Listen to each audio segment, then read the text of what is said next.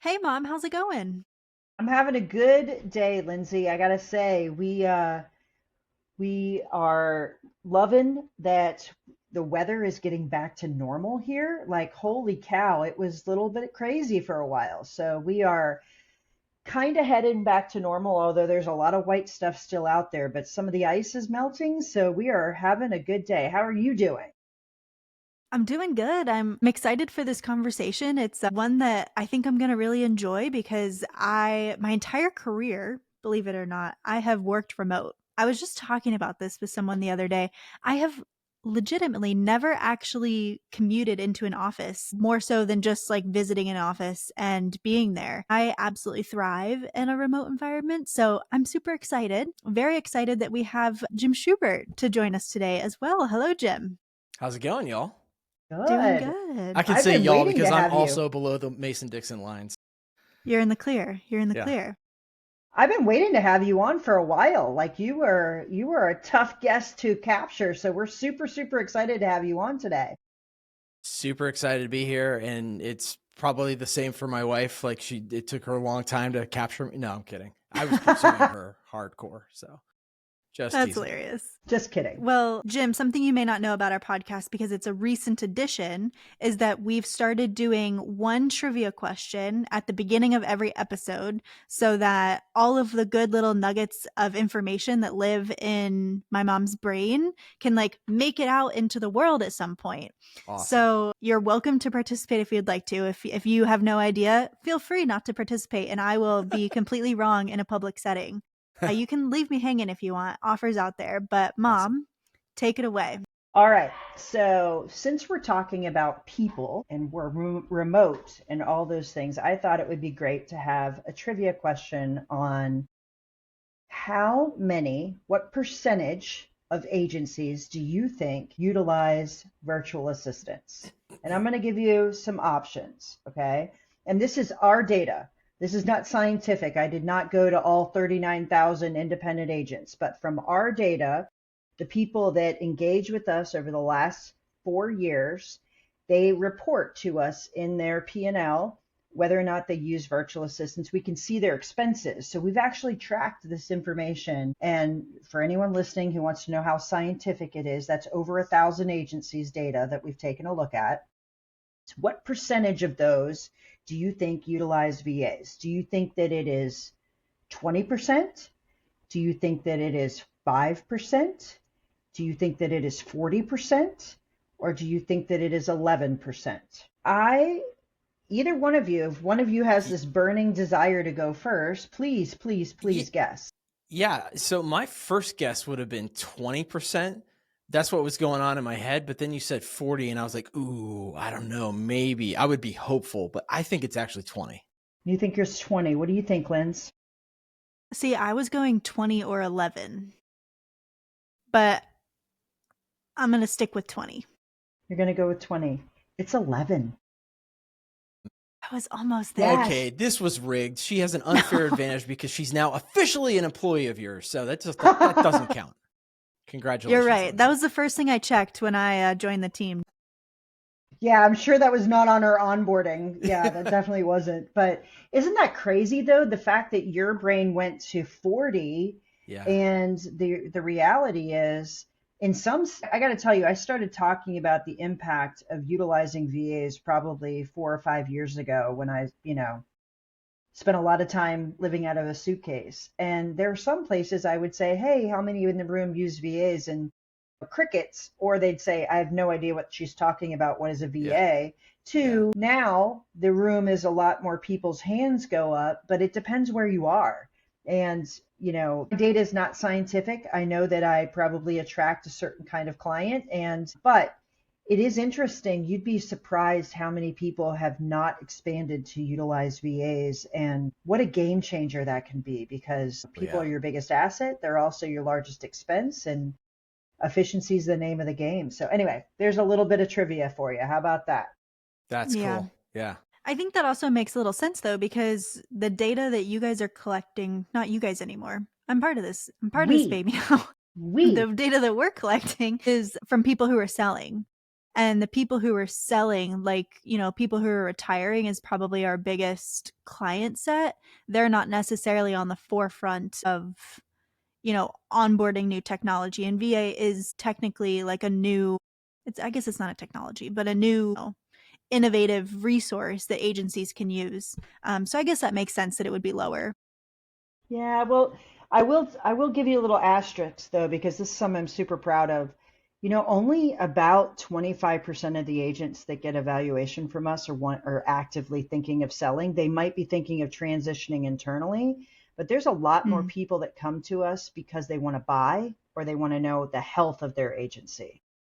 So, that's good. That's yeah, good. I know. Yeah. Right. That's good. Yeah. So Jim's like, Yeah. yeah, I fall in that category, right? So, Yeah, I I want to mean, grow this puppy. exactly. And tell me, like, where do I invest in order to do that? So, Mm, well, Yeah. people is gotcha. the topic of the day, right? People, people, people. And, going along with the VA conversation, a lot of people had to embrace remote work. Are you in that category, Jim? Very much so. Yes. Yeah, Yes. tell me about that then.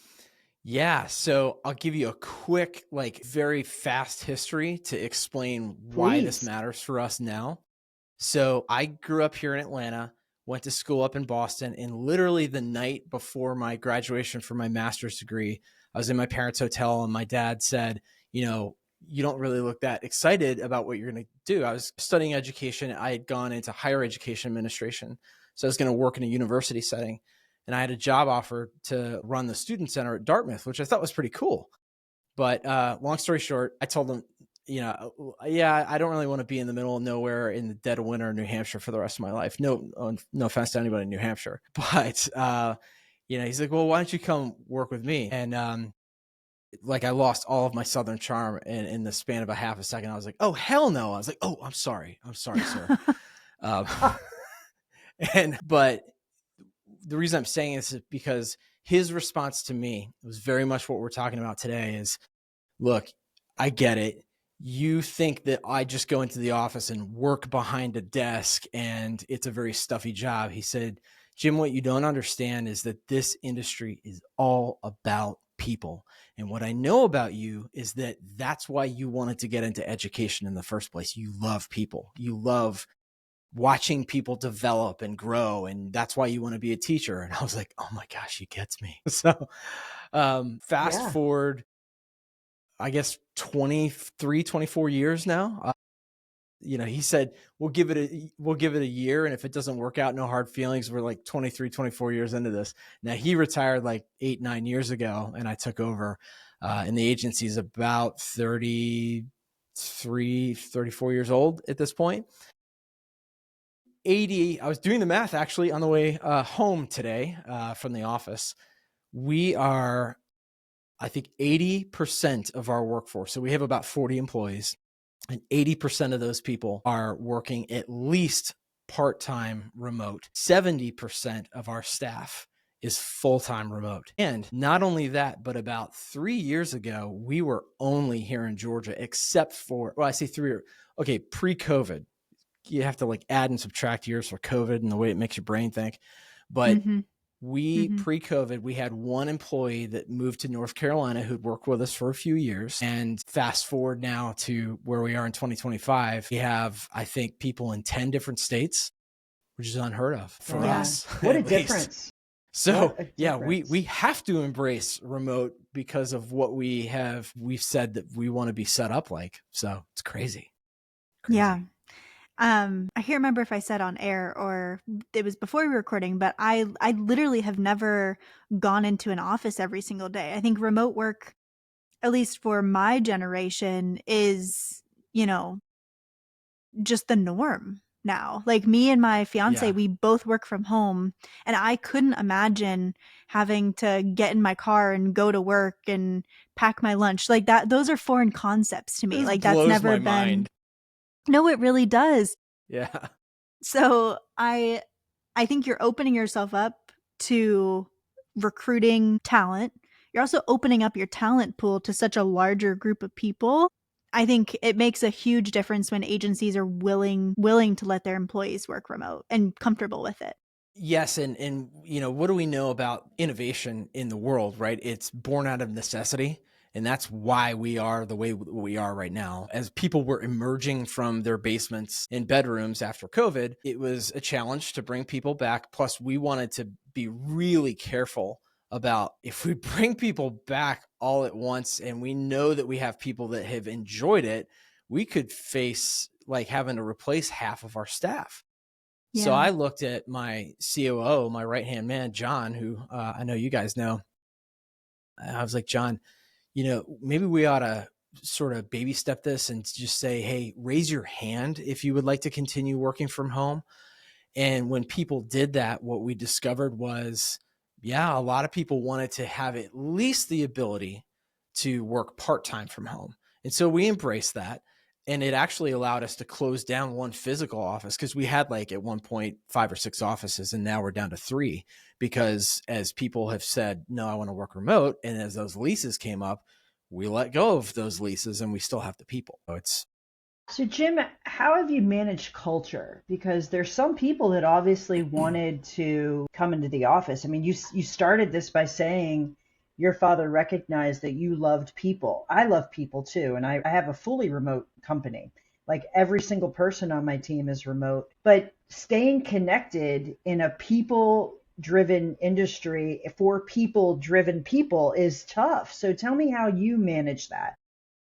Yeah, we manage it like a greased watermelon in a swimming pool. It is so hard. I mean, Big trying time. trying to Yeah. hang on to that thing. It's crazy. No. Well, one thing that we did this past year that was one of the biggest, best moves that we could have made. And I have to thank you because you challenged me last year to actually make a lot of changes in my agency after you did evaluation for us. And like you said, yeah, I'm on, at least I think you were implying that I'm on the younger side, which I You are still on the kind of younger consider side. myself. Yes. Yeah. Yes. Okay.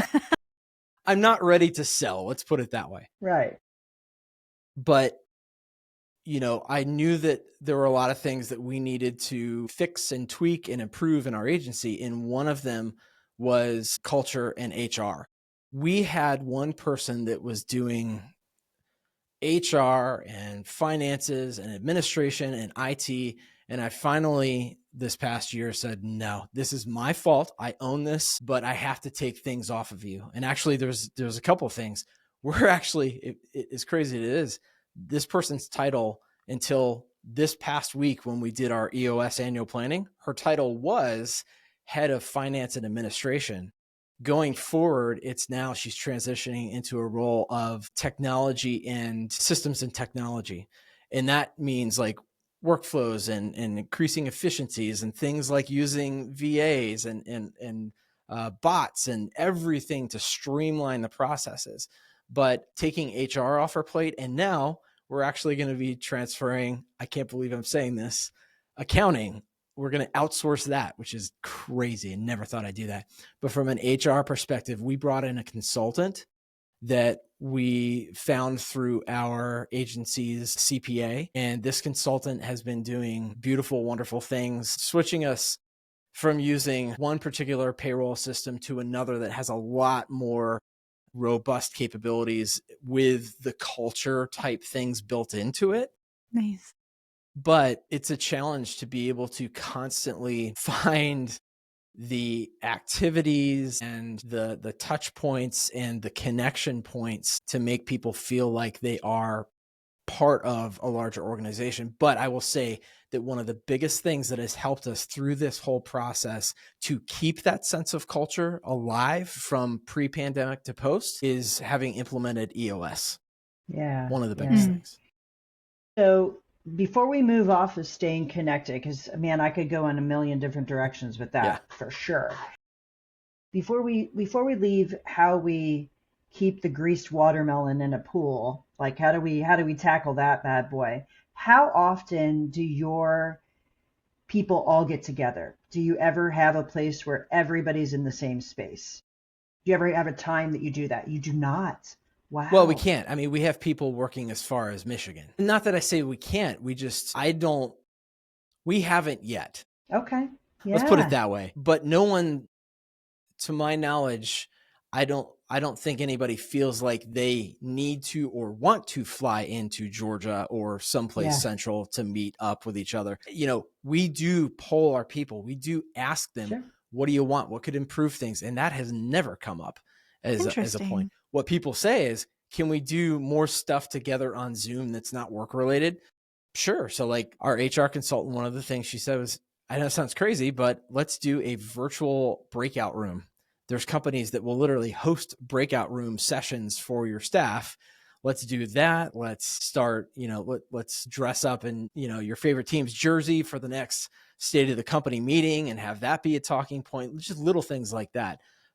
Getting my wife my wife also works in the agency from the capacity of, a little bit of employee engagement, but also, I guess, sort of activity planning. One thing that's unique about us is for our producers, and this will answer part of your question. One way we do get together physically is for the last 17 years, we have had a producer incentive trip. And we've gone everywhere from all over the Caribbean and Nice. Mexico and Puerto Rico and like you name it. This year, we're actually the first year ever we're going to stay stateside. I was a little nervous about traveling to Mexico with recent, Yeah, I upheaval in get it. different places. So we're going to go to Key West, but it is Cool. consistently one of the things that our producers say is, it is so nice to be able to get together with everybody in person and have our spouses or significant others be there with us and really feel like we're a family. Because we refer to ourselves as the SSI family, the Southern States Insurance It's family. nice. But Yeah. yeah, it's a challenge though. It's a So challenge it's to funny. constantly think. My husband's worked remote forever. Like I can't even Yeah. remember. I think my girls might have been 4 and 5 when he went Yeah. fully remote. So when COVID happened and we all converged home, he was like, you're in my space. You need to go. Like you guys are crazy. Like what is happening? Why are you all here? And because Lindsay was in college, I was working at an office. My other daughter was in college. Like we were Yeah. all suddenly very close all the time, and it was like, what is happening? But it's interesting that you say your producer trip. So because he's been remote, my husband sells software and leads a sales team, and there's incentive trips. And what's interesting is when you go away and you spend time and you eat meals and you do fun things and you go to dinners and it's multiple days on end and their spouse is there, you get to know the people you work with far deeper than you ever do sitting next to them in a cubicle. Like it's just 100%. different, Yeah. right? Like Nothing the says bonding with conversations. each other Yeah. like seeing each other in your bathing suits. Yeah, that's a big difference. There's It's big true. unsee that. That's what happens, So, It's very but true. I joked about it when I was in an office, and Yeah. you're just so focused when you're in an office that maybe you don't get to the personal conversations enough. Um, I actually knew some of those people better than my coworkers, which is interesting. 1 week trip with them. Now, granted, we went on the incentive trip a lot, so it was week after week, but year after year, like I knew their kids' names, I knew that their Yeah. kids got married, I knew the whatever. Yeah. And shame on me when I was in my office, I'm like on the phone doing whatever and hi, goodbye, and I'm super like I like people, but I Yeah. never got the same depth of conversation with a lot of the people in our team, which is interesting, right? Yeah, that makes sense. And it doesn't have to be something big like that. Like for people listening or watching this, Yeah.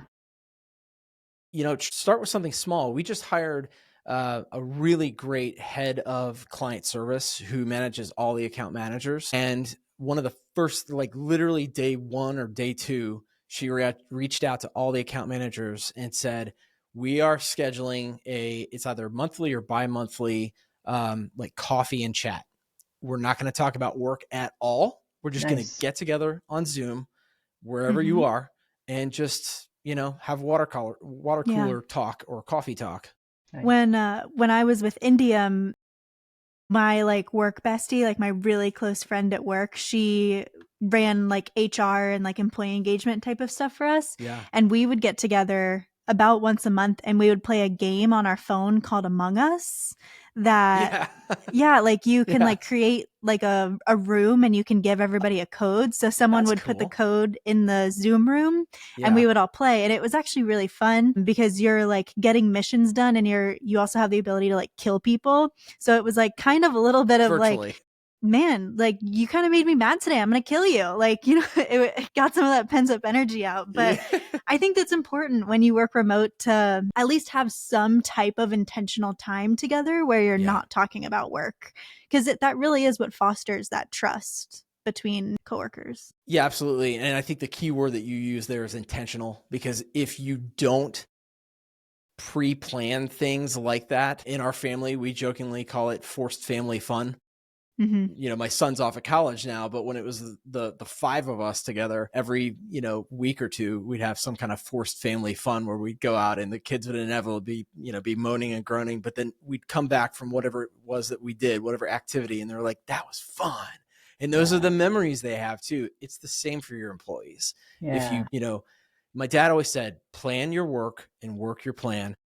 And that's how he built the agency to the size that it was when he handed it off to me. It's also what's going to lead us into the future with strong culture.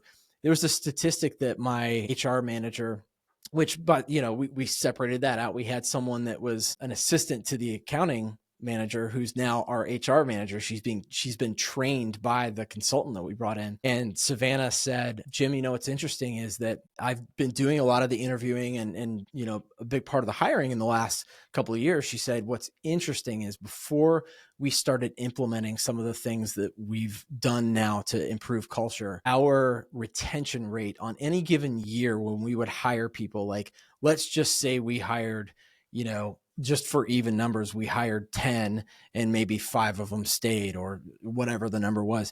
She said, we've increased that to like 85 to 90% employee retention. I was That's like, awesome. It's wow, huge. that's Yeah. huge. Because It's it actually one costs of the money. biggest expenses inside an agency is No people kidding. retention, because it takes so much time to spin someone up and you spend so much time and energy training, right?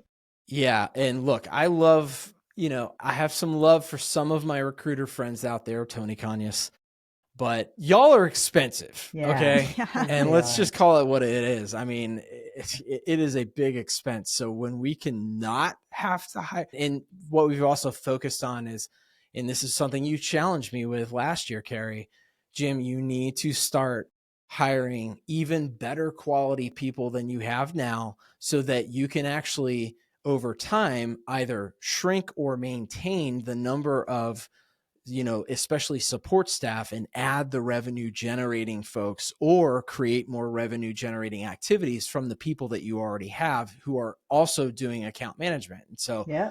2025 is dedicated to you. So thank I you. love it. I love, I hope you're hearing my voice in your head constantly. That's my goal.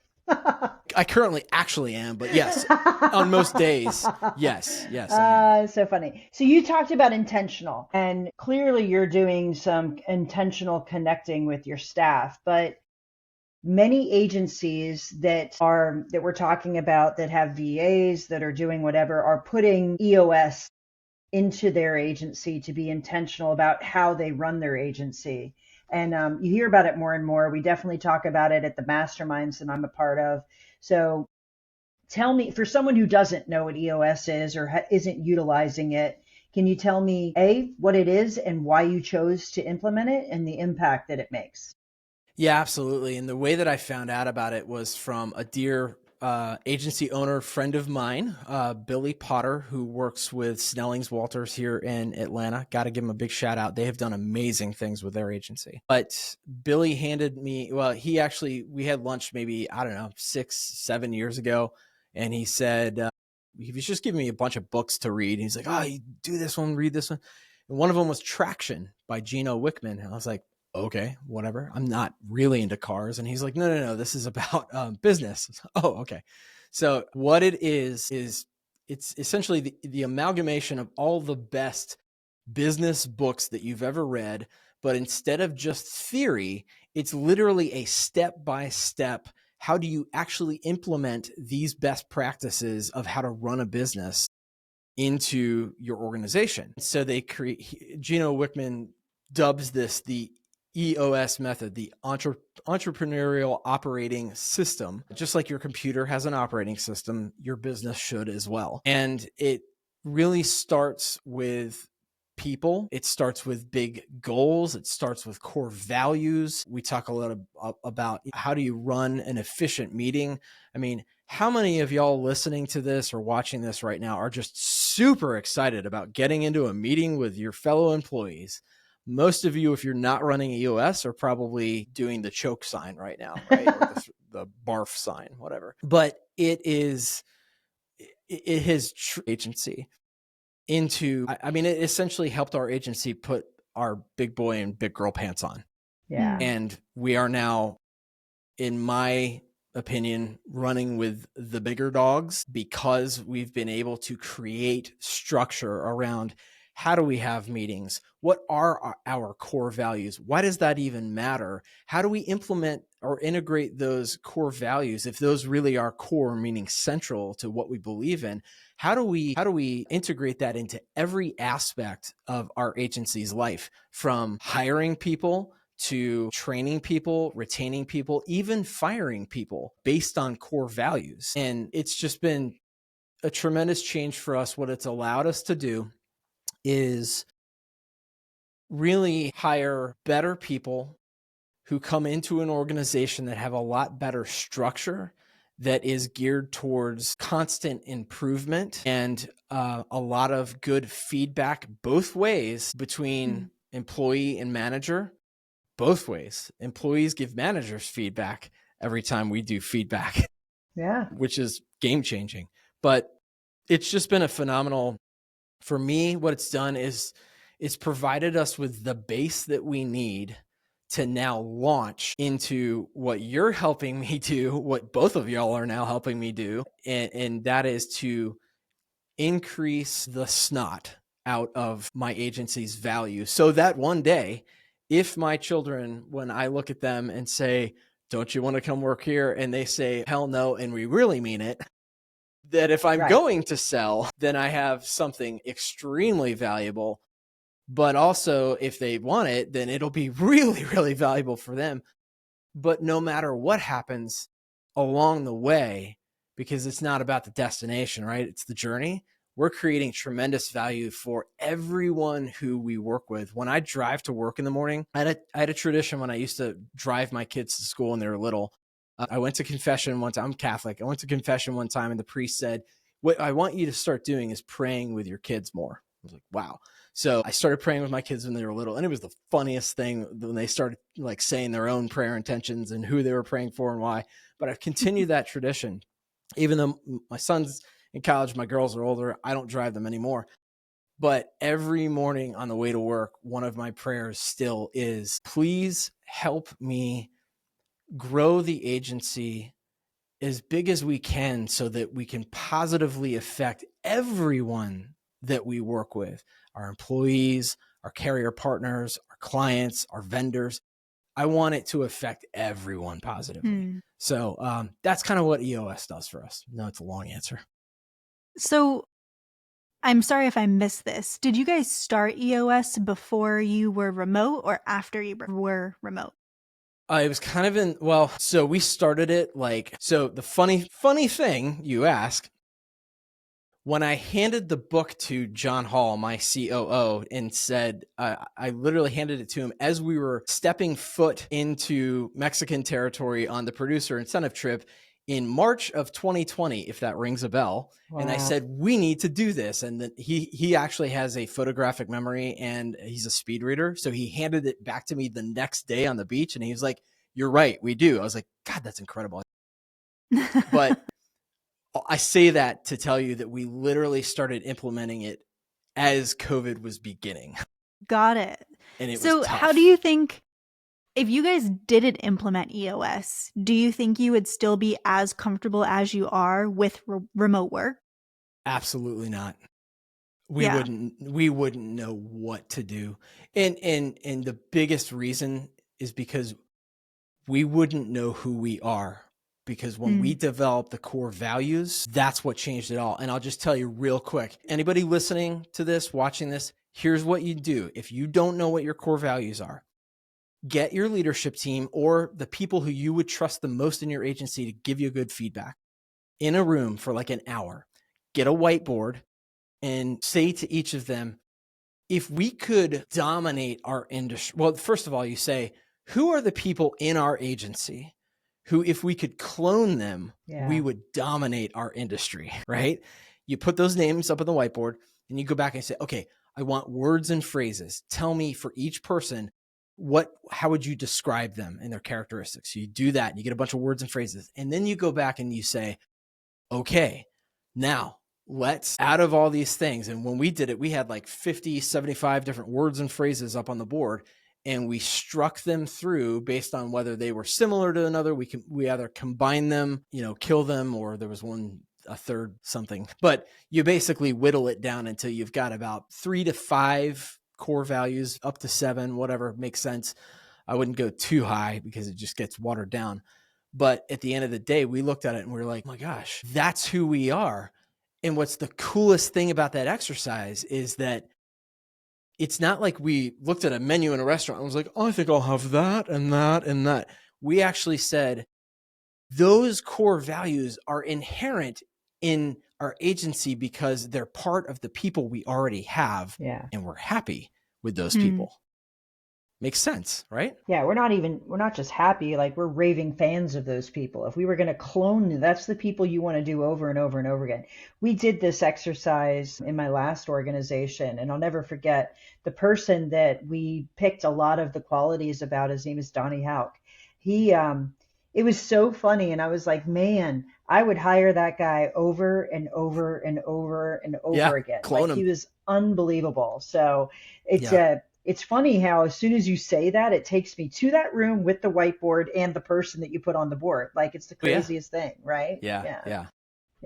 But if you don't know who you are, it's really hard to know what your expectations are, how to set the goals, how to measure success, how to do a lot of things. So I love that EOS puts you through some foundational exercises to define that, and then build the trust to be able to build the organization that attracts the great talent that allows you to grow. Like it's funny. It's like a snowball, right? It becomes what people have started to call a flywheel, right? Yeah. It feeds itself, and then you can't help but grow. And I think with EOS and like, I know I'm on y'all's podcast, right? But I'm serious. I can't, by the way, it's all your fault, Carey. The fact that I'm not currently recording my own podcast, because I have a podcast called Agents Growth Academy. I know. We were going to ask you about it for sure. I took a hiatus a few months ago because when you went through the valuation with me and John last year and said, hey guys, here's where the holes are. Here's where you need to fill the holes in. Here's the things where you have major opportunity to take advantage of. I basically got off that call. I looked at him and I was like, all right, man, I'm ready. Let's do it. But I knew that I could not try to dedicate the time that I had. I had also just not fired because they were good people, but I stopped using the people that did all the post-processing for the podcast. You're lucky you've got a Lindsay. And Lindsay, I don't know if you have a people, but it takes a lot of time. Right? I have a people. Yeah, it takes a lot of time. And I just wasn't in a mindset where I was ready to hire somebody else to do that. So I was like, you know what? This couldn't have come at a better time. Like, I'm just going to put it on pause. But I mean, I can't thank you enough. We have been we've taken the base that EOS gave us. And I really feel like late 2024, mid to late 2024 was the time when we finally, even after a few years of having fully implemented EOS, we are finally ready because you gave us the roadmap of what we need to change. This is the launch pad time. And we just did our annual planning session. So for EOS, you typically do quarterly meetings with your leadership team, and then you'll do we did a 2-day, some people do it differently, but we did a 2 half-day planning session with our leadership team. And we basically started with, we used to do the 10-year vision, but we felt like that was too much. It's too far. Who knows what's going to happen in 10 years, right? So we now start with the 5-year vision and work down to, what is that like? If that's where we want to be in 5 years, what does it look like in year 3? What does the agency look like? Like literally what, some of the things we put on there were, need to, like, John is currently acting as the sales manager as well as COO, as well as our top producer. I was like, by year there's a three, we problem. absolutely have to have a sales manager that's not John Hall. Right. And Mm-hmm. so like listing things out like that, what does it look like, all the way down to 1 year, all the way down to next quarter. But when we did the 1-year planning, that was really where the rubber meets the road, because we can literally see in a list, these are the things that will launch our agency forward to get to that 5-year goal. And here's what we're just going to work on next quarter. Like we take a chunk of that, and here's what we're going to work on next quarter. And then we just go. And it all goes, it works. It meshes so well with what I heard Dad say over and over and over and over. Plan your work and work your plan. All you got to do is have a vision, have a goal, and plan it. Work backwards. It's amazing. So Love it. Well, I can't wait to see what you guys do. I feel like your energy is like infectious. I feel like I'm energized now, which I'm sure my mom loves hearing. She's like, great, go get some freaking work done, kid. Yeah. And we'll get ready, because I'm about to send y'all all my financials and everything you need to do the valuation for this year. Yeah. There we go. It's so There funny. we go. Yeah, that's funny. Well, Jim, if there's an agency listening who also feels inspired or wants to connect with you, where's the best place for them to connect with you? Yeah, best place is to just find me on LinkedIn, Jim Schubert. I'm the really good-looking guy it says Southern States Insurance. No, I'm kidding. But yeah, LinkedIn would probably be the best way. Perfect. Yeah, I'm so glad you came on. Thank you, Jim. She's 100% right. Energy is infectious. I always look forward to being in the same room with you. I hope that I get to see you several times this year. But thank you for coming and sharing with us. I appreciate it. My pleasure. Thank you for having me on. Yeah.